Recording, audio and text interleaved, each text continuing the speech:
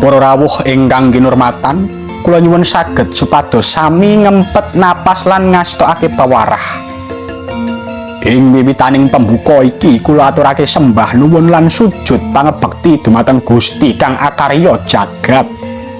Sing nyiptakake swasaning wengi, padang rembulan lan rasa sing ngembus ing antara manungsa.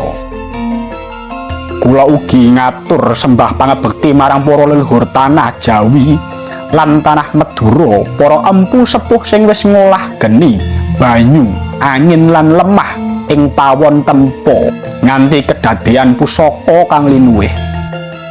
Para pinisepuh, para wali lan para guru spiritual ing wis kepundhut marang pepadanging alam langgeng, mugi paring pangestu lan pepadang rasa.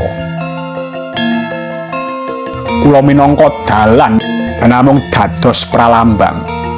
Tembungmu dudu tembungku, ananging tembung sing digerakake dening kerahayon lan pewarah saka sing luhur.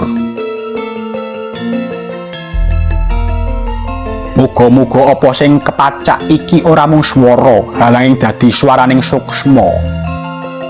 Bisa nembus kawaing ati lan nguningani rasa lan didelikake para empu jaman biyen. Sumangga kula awiti nyandra pusaka kang dipun aturake. Keris corok kalawijan luk selikur, pamor dwiwarna, putri kinurung saha ngulit semangka, tangguh Madura Kasa.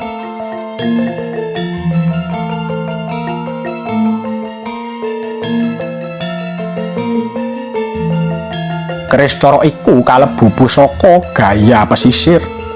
Pawakane gagah, padhet, ora akeh cencong, ananging dayane jedul ning rasa.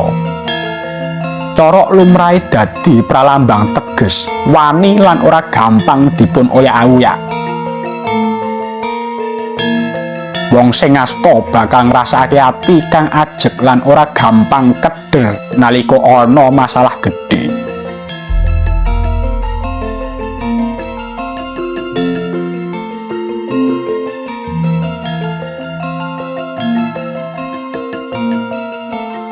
Dapure Kalawijan iku dapur kang misuwur alus, wingit lan arang ketemu. Luke selikur ndadekake pusaka iki kaya ula naga sing mleyot lembut, ngemut daya alus lan kasar kang nyawiji.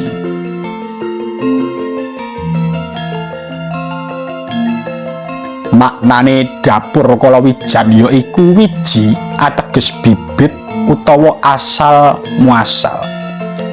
Wijan ngemu pralambang pepadang kang bali marang titik lahiripun.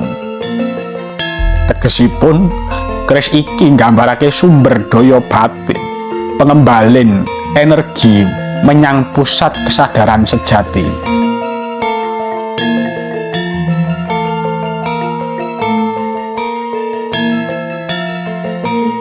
Tuwah dapur Kalawijan ya iku: 1. Nambah kasekten batin.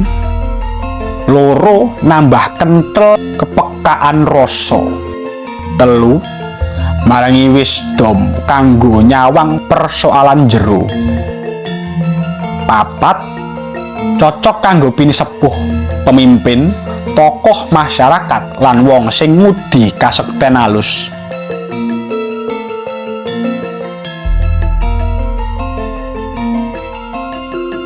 Pamore ya iku 1. Pamor putri kinurung. Pamor iki klebu pamor tuwa, lair karo bentuk kaya putri sing dikungkung, dikurung ananging tetep njaga cahya lan martabate. Filosofine pamor putri kinurung ya iku cahya paling padhang kadang metu saka papan sing peteng. Wong sing sabar bakal ngrasakake pepadang gedhe. Naluri, intuisi lan rasa alus bakal saya kuat. Tuwah pamor putri kinurung ya iku 1. Nambah daya tarik batin lan pesona alami. 2. Maringi pitulungan ing rembugan penting. 3. ngluhurake alangan sing ndedet rejeki lan ketenangan. 4 cocok kanggo wong sing kerep gumedhe masalah batin lan tekanan urip. Putri Ginung iku pamor penjaga cahaya, ora ngiyupi nanging nguwatake. Pamor sijine yaiku ngulit semangka. Pamor iki wis simuwur dadi pamor kemakmuran lan kelancaran. Tuwah utama ngulit semangka yaiku 1 buka lawang rejeki halal. 2 ngemo daya tarik bisnis. 3 lancar urusan kerja lan dagang. Lan 4 ngilangi energi iri, dengki lan godaan penglaris ora becik. Gabungan pamor Putri Kinurung lan ngulit semangka dadi pamor gondo kang ngluhurake rejeki lan nurani sekaligus.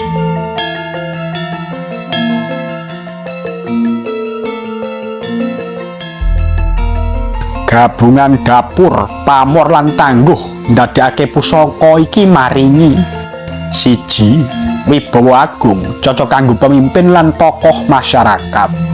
2 perlindungan batin lan jasmani saka energi rusak. 3 rejeki lancar, usaha mapan, pelanggan tumeka dhewe. 4 kekuatan batin, intuisi lan kepekaan rasa tambah landhep. 5 ketenangan, kejernihan lan ketegesan sikap.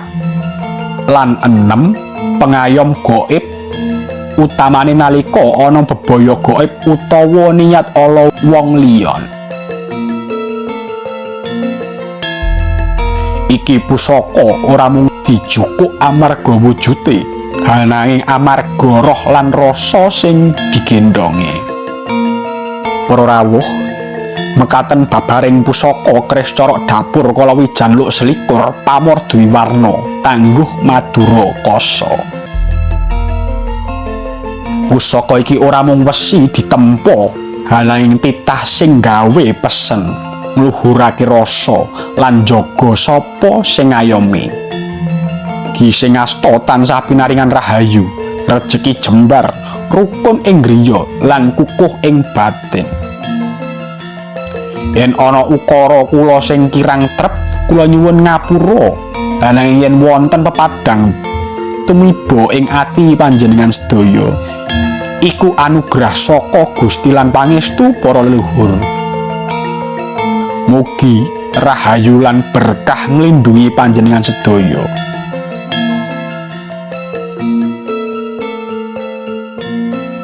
Nuwun matur suwun.